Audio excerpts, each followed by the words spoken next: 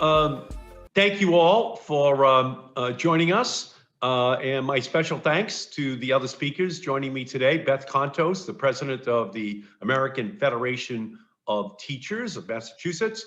Mike Thomas, the superintendent of the Brockton Public Schools. And we were going to have Migdalia Berea, a Holyoke parent, but she's now been trapped at work and she can't get away, which is the way it is in this this world that we're living in right now. So we are still going to be graced with the presence of two real experts on the pandemic and the impact that it's having on the education of the children in the Commonwealth. The American Rescue Plan that President Joe Biden signed into law on Thursday is an historic COVID-19 relief package that will provide millions of Americans with the much needed and long overdue support required to make it through this health and economic crisis. It tackles our rental crisis, our utility debt crisis, our unemployment crisis, our child poverty crisis, our mental health crisis, and I could go on and on. But we've organized today's event to highlight a section of the recently enacted American Rescue Plan that will unlock opportunity for millions of children across this country and thousands of children across the Commonwealth of Massachusetts. Among its many essential provisions in this COVID relief package, we will finally address an educational inequity that predates the coronavirus pandemic, but that has been severely exacerbated by the ongoing health emergency.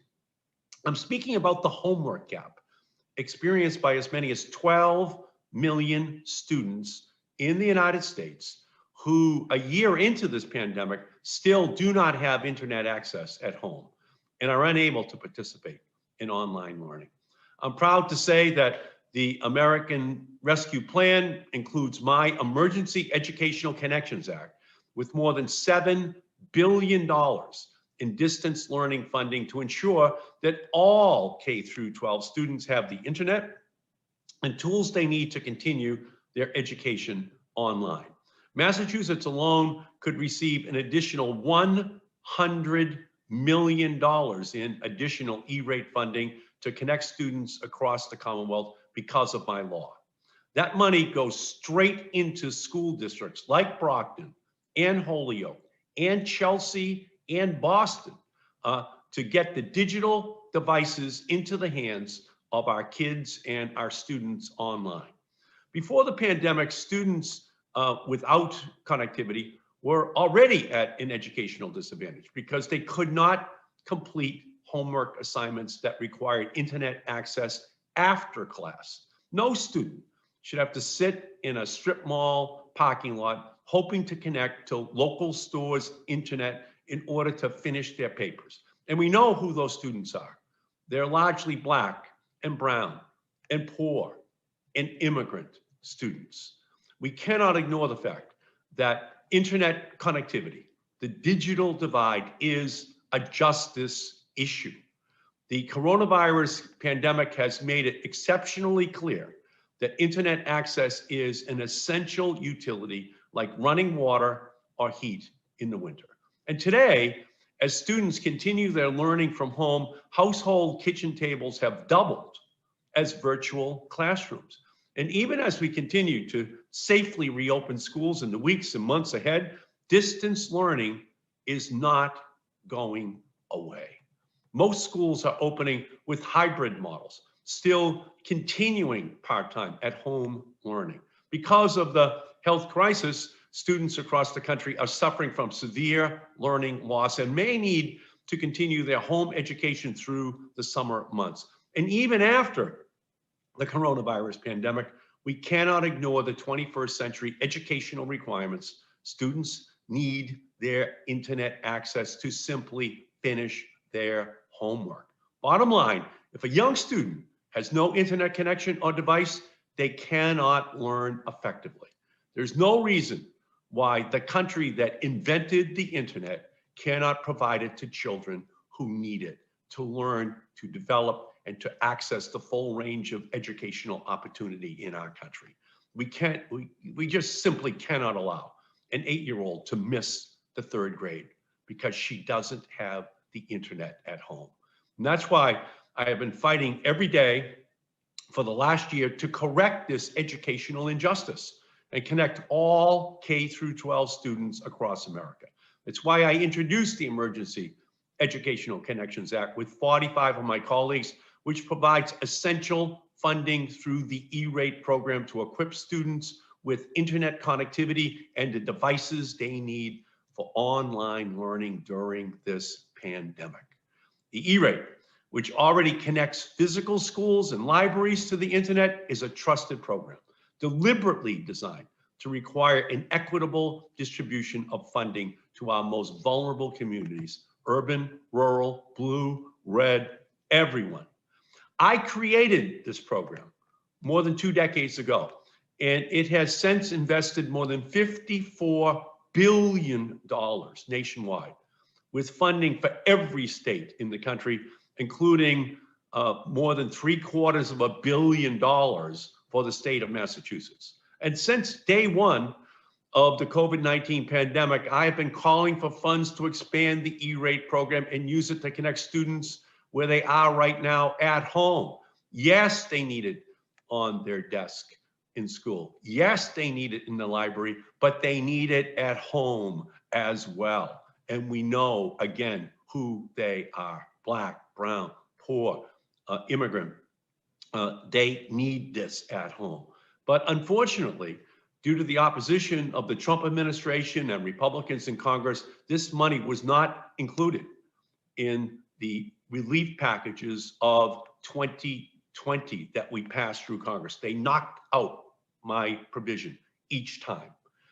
Their mistake served only to widen the homework gap and worsen educational outcomes for our young students. And thankfully, under a new Democratic Senate leadership and President Biden, we have corrected this significant educational error. This historic $7 billion investment included in this historic COVID relief bill will help us prevent the homework gap from becoming a damaging learning gap and opportunity gap for our most vulnerable children. Children comprise 20% of our population, but they represent 100% of our future. The American Rescue Plan invests in them so they can realize the constellation of opportunities that is the American dream. That is why this provision is so important. It does say to every child, we are going to get you the internet at home so you can learn as well as any other child in your community, no matter how much more wealthy their family may be. So I'd now like to invite my friend and partner, the president of the American Federation of Teachers in Massachusetts, Beth Kontos, to say a few words. Good afternoon, Senator. It's really good to be here. I'm always happy to show up to support you because your work has always kept our students in mind, our communities, and with a tilt towards equity at all times. And that is just super important. So I want to thank you for your work and your success in funding the E-rate program, as well as the historic American Rescue Plan. It will be a game changer to the communities and to our schools specifically. So I just want to think back to the beginning of the pandemic when we had to switch very quickly to remote education. The devices that were given out at the start of the pandemic were lifesavers for our students to continue their education. And our cities really had to dig deep. You know, they were looking for these devices that they might have had in computer labs, but then they had to just find the funding to purchase those devices. But this sounds like this package is going to help us be ready for this, to replace those devices and to expand even further. The pandemic certainly has shone a bright light on the inequities, as you pointed out, in our society. Of those places was the availability of solid and reliable Wi-Fi in our communities, right to our homes. Many of our students did not have it. They were relying on perhaps a family phone in order to do their work. And that's just not an equitable way to do your education. But as you said, for 2 decades, our students have benefited from the past successes of the E-rate program in our schools, but also in our libraries. And I think that's really important. You've led the charge to provide additional money for the E-rate in order to change the rules so our kids could have access to hotspots at home. Where would they be without being able to connect like that? It's been a very long year. So while we seem to be nearing the end of this crisis, you know, vaccines are on the horizon, we're starting to get them, but we're not done with the need for E-rate to support the learning and enrichment opportunities for our communities. So in the American Rescue Plan, you have been able to secure even more support for Wi-Fi, for devices, but also our schools and our libraries really need you know, modems and routers and things that we don't always think about. It's much more than just the computer. We also need the staff to support this kind of work. And I know that's in this plan too. And I really do appreciate that. So let's say there's no pandemic, right? And we still need to have the support so that our kids have the connectivity.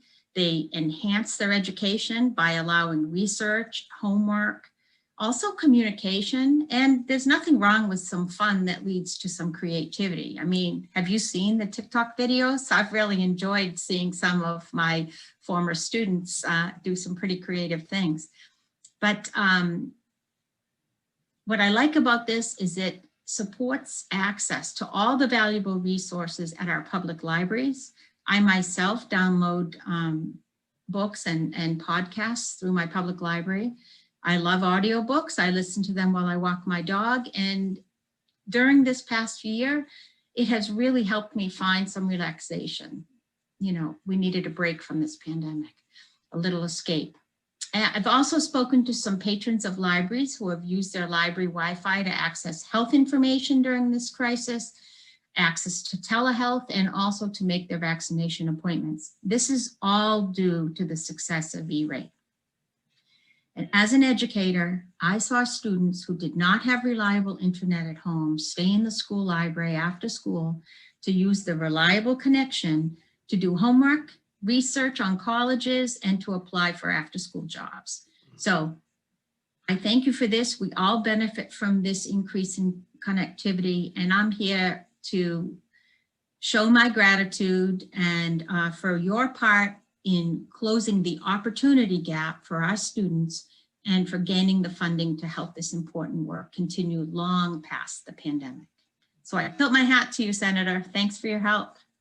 Thank you, Beth, so much. And again, the origins of this program go back to my visit to my cousin, Mary O'Neill's 7th grade class at the BB school in Malden when she was a math teacher, and she had a single computer on her desk, and all the kids were gathered around it, and they were doing math. This is like 20 years ago, 25 years ago.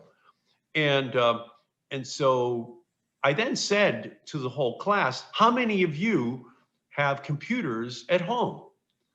And about 5 of the 25 kids raised their hand in Malden. Yeah. And then I asked how many of you would like a computer at home, and they all raised their hands. Of course. Of course. And so that's where my concept of the E-rate began. We have to make sure that it's on every school desk and every library in the country so that every kid had access to it. Not just one computer in the classroom, but so the kids would be able to access this. And ultimately, the Republicans blocked me from making it available at home as well for kids. And so here we are now, finishing off the story. Right. That was very clear to me in my cousin Mary King's math class at the BB school in Malden. These kids need it at home, and they want it at home. They have the same aptitudes as a wealthier kid from the suburbs. They all are fascinated by technology. They're all very good at it, but you need it at home to be able to compete in this modern era. So that's true. kind of what this story is about. And this $7 billion is about. It's about finishing it off so that in the same way we're trying to reduce child poverty in this piece of legislation, cutting it in half, we also have to deal with this issue as well, because we want to ensure that kids get the tools so that they aren't in the same situation economically as their parents are, because they've been given the educational tools which they need. That's what this particular part of this bill is all about. So thank you so much, Beth, and thank you for all the teachers for everything you've done over the last year. And now I'd like to introduce Mike Thomas, the superintendent of Brockton Public Schools, to tell us a bit about Brockton's experience with distance learning. Thank you, Senator. I really appreciate you having me here today. And I also want to thank you. You've always been a champion for the City of Champions. Obviously, you're a champion for the state of Massachusetts, but you've always looked out for Brockton, and it's much appreciated. I'll go back for when, over the last 10 years, we received over $10 million over the last 10 years through the E-rate program. And that has allowed us in Brockton to build an infrastructure over those years to be able to have, internet access in our schools first. And because of the E-rate program, and that's been so important, because when we closed down a year ago yesterday, March 12th of 20, and we just recently started to come back in a hybrid model. We've been remote since then, and we opened schools back up hybrid for in-person on March 2nd, this past few weeks ago. And during that time, we really had to switch quickly over to remote learning. And we were not a district. We were a district ready for it as far as the infrastructure for our schools because of the E-rate, but we were not a district ready for it because, like I said, we had about 10,000 devices for 16,000 students. So we had to quickly switch over, get devices in our students' hands, and that was difficult. And then once we got the devices in our students' hands, then it was the challenge of making sure they had internet access. And I mean, that's a big reason why we're here today and we're talking about it. We had over, I would say, about 8,000 of our families that did not have internet access that allowed them to switch over to remote learning.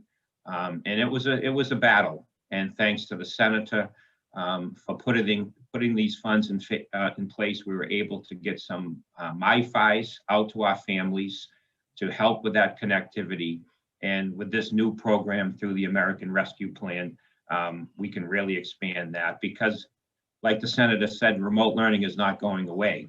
I mean, it's exciting because it's provided us with a lot of opportunities as far as helping us close the achievement gap. We were recognized 2 weeks ago on MSNBC for our after-school tutoring program, which is all remote. And it's a tutoring program that has really taken off, and teachers can be very flexible with their time, and parents can be involved because the tutoring can be done at 8 o'clock at night. It doesn't have to be done right after school if you're, physically in school. So that's really helped us.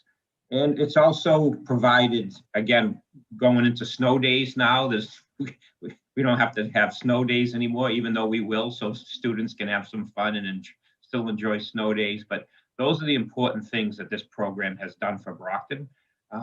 It helped us with something that would take 3 years. So if you asked me to switch a district of 16,000 students and 3,000 educators over to remote learning, if you asked me that back last on March 12th, I would tell you that it would take us about 3 years to do that.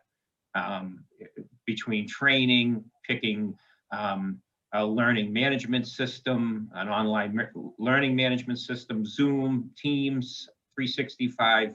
It would take you about 3 years in a school district. And I know Beth knows this well, how long it would take to get a school district ready to switch to that. And we were able to do that in 5 months. And again, that's because of the help of Senator Markey, the money that has been put in through E-rate over the last few years.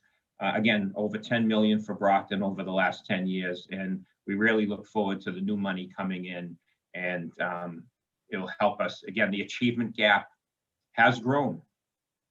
We do STAR testing, which It monitors our reading and our math scores for our students, and they have dropped.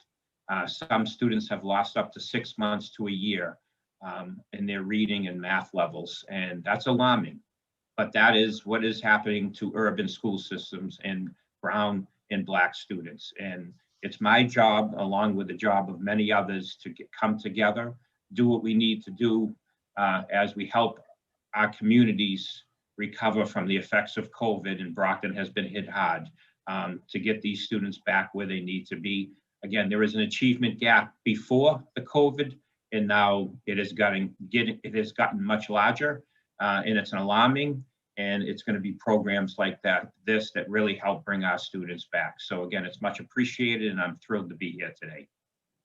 Yep, thank you, Mike, so much. And maybe you could just talk a little bit, if you could, about why we need to make these connections last, because the kids have already fallen behind, and they're not going to catch up by this May or this June or July or August. It's going to be an ongoing process to make sure that kids get it at home throughout the next school year, or maybe the year after that and beyond, because this is a huge educational hole that has been created that these young people are going to need help to surmount. Absolutely. It's because it's so much more you can do where students don't, obviously it's important to have students in school physically. There's no replacement for in-person learning. But what the connectivity can do is so much more when parents are home. We have several parents that work 2 and 3 jobs. But what we found out, the silver lining in all of this is parents, because that opportunity to meet with teachers at 8, 9 o'clock at night has really helped with family engagement. And that's going to be a big piece about recovery, where teachers can connect with parents later at night and work with the students when the parents can be next to them as they're working on their reading and their math and difficult subjects that they're struggling with. So it really helps with family engagement. And it also helps with social emotional. And as we all know, what our families have gone through for COVID, especially Black and brown families where, jobs have been lost and people have had to move in together to support each other, and losing their homes. It's been very difficult. So to be able to provide social emotional support through our therapists and adjustment counselors, again, to be able to meet with families remotely at night is a huge piece of this, because it helps us keep that connection on Saturdays and Sundays, during vacations. It's going to be so important, because not only do we need to have our students recover academically, and obviously that's obviously a very important thing for a school district, but I also put just as much stock into helping our families and kids recover social and emotionally. And that's been a big focus of the Brockton Public Schools, along with obviously academics. Yep, thank you, Mike. And Beth, could you just talk just a little bit about how your teachers have adapted to this new world, using the technology, but also wanting to ensure that there's a universality of access to it, an affordability of access. Here it will be free for young people. Sure, I can't help but I got to go right to what Mike said about that counseling that has been able to happen. So even though a counselor that might have already had a relationship with a student, they're not meeting in person, but this feels pretty personal to be maybe 2 children and 1 adult working through problems.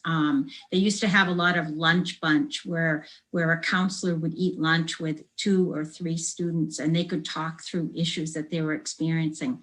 Our counselors were able to continue having those kinds of connections where there was this face-to-face connection. If our students didn't have that connection, I know some of them we would have lost completely if they couldn't have continued with that kind of consistent counseling with someone they already knew and they already trusted.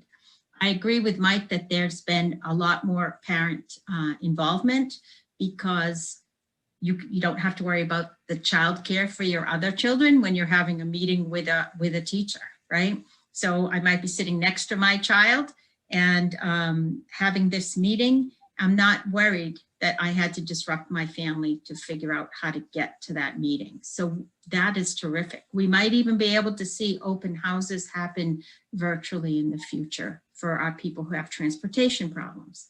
But the idea of this being available long-term, when I think of, I grew up with books in my home. I was, very fortunate to not worry about finances as a kid. My own children had that same comfort and certainly privilege to have access to lots of books at home.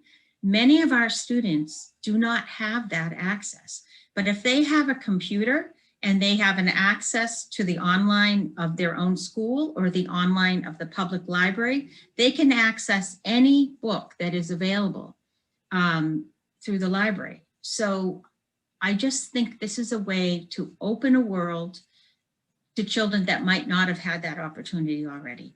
And even access to museums. You can tour museums online. I mean, there's so much available to us for enrichment for our kids.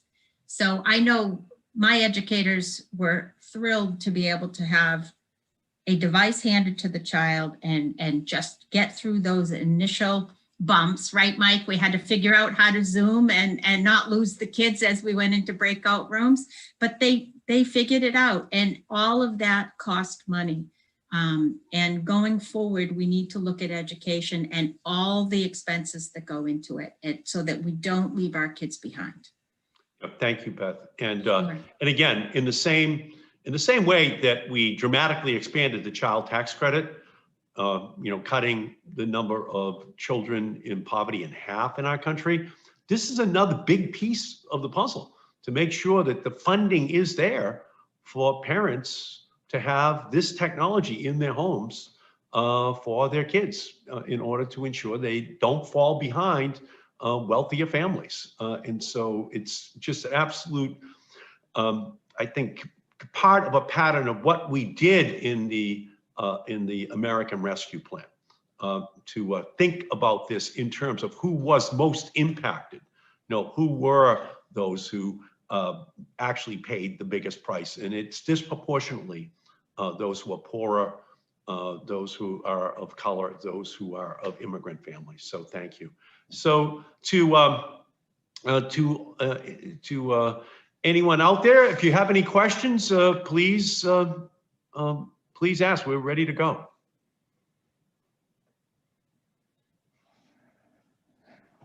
Hey everyone, it's Lisa Kashinsky from the Boston Herald. Hope you're all doing well.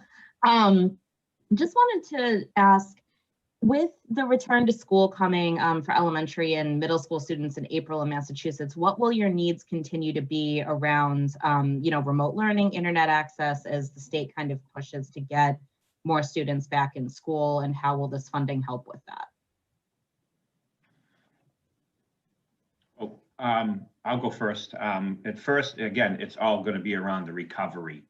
It's going to be great to have students back in school as we move towards 100%. But we still, right now in Brockton, we did a survey. It looks like we'll have close to 2,000 students that won't be returning, that we'll have to teach remotely because parents are nervous about sending them back to school, and there's some family members, again, with health issues, or the student themselves have health issues. So they'll be staying remote for at least the rest of the school year. So we have to continue to educate those students online full time. So that's the importance of keeping the connectivity.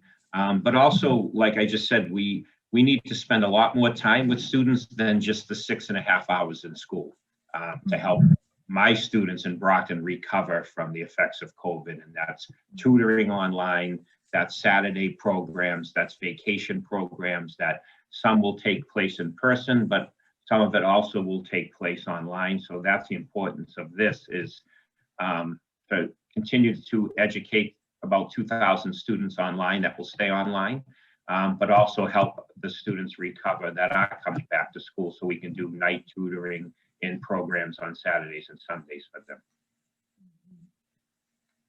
That's great. Yeah, I see that when I think of the amount of time my own children used, the flexibility of being able to access library information, but from the comfort of their own home, every student should be able to do that. Not everybody has the exact same schedule. A little bit older students that have jobs might be doing research at a time when the library is not open. So I 100% see the need to support this kind of digital access at all times for all our students. Just bring that equity piece back in. Yeah. Thank you. Other questions?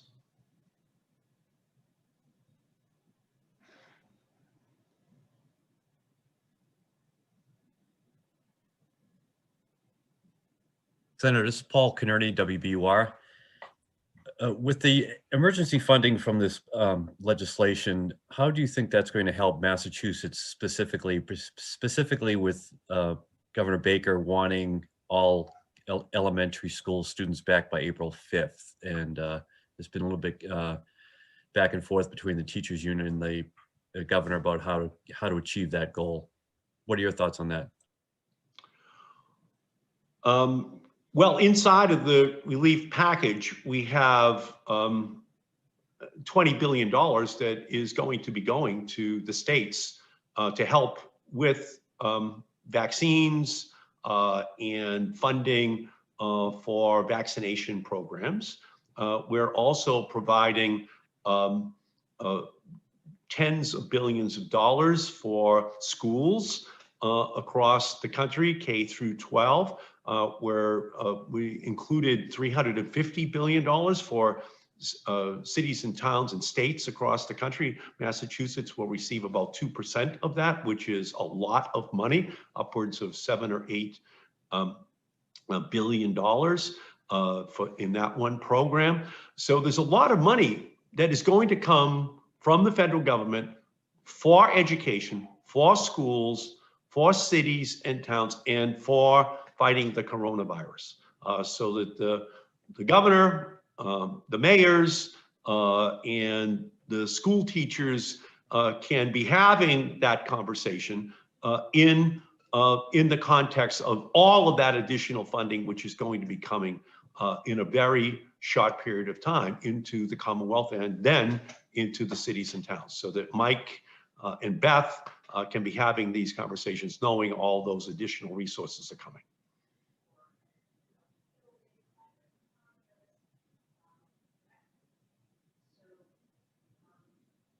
And Denise from Bloomberg Radio, did you have a question as well?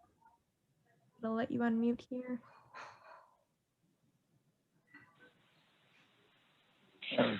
Hi, Senator. Thank you. Thank you for helping us out, especially on a Saturday as we kind of monitor everything. As someone who is really dreading springing forward tonight and getting even one fewer hour of sleep, I want to hear a little bit about your plans for daylight savings. Also, I noticed it truly is bipartisan. I see some of the people you're partnered with on the legislation. It was a little bit of a surprise to me, so I'd like to hear about that as well, please. Thank you. Yeah, thank you. Yeah, daylight savings time begins later on tonight, and the hour of sunshine will be in the evening, beginning tomorrow night, Sunday. And it just makes the corners of people's mouths turn upwards. It makes it possible for people to start to talk about planning outdoor activities, taking longer walks in the sunshine, going shopping in the sunshine in the evening. So it's something that helps, I just think, the mood, the spirit of Massachusetts and the country, and we desperately need it. And that extra sunlight in the evening is important. It's daylight sunshine time. That's really what it's all about. And the corners of people's mouths turn upwards when when they have that extra sunlight in the evening. That's why I have sponsored the legislation over the years. I've been the lead member of Congress in moving it from the end of April, which is where it was in 1986, now to the beginning of March. But we have a lot more to do to claim more time in the evening. And that's what I've done in partnering with Marco Rubio. It's to introduce the legislation about making daylight savings time year-round.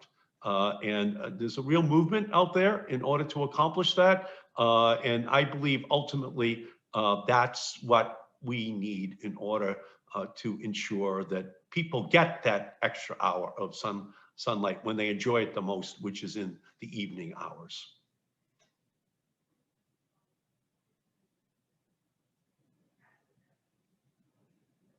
Any last questions? Going once, going twice. Alrighty, we'll wrap up. If Senator, you have any last words? Yeah, happy Daylight Savings Time Day, everybody. And thank you to Beth. Thank you to Mike. Thank you for your great leadership. And, Happy to be here. Thank you, Senator. Taking care of the children of Brockton and Massachusetts. Sure. Nice to see you, Mike, too. Thank you. Nice. Same here, Beth. Thank you. Yeah, this has been great. Have a great afternoon. I'm going out in the sunshine. I'm with you, Beth. Enjoy the day. Thank you, guys. Take care. Everybody, bye.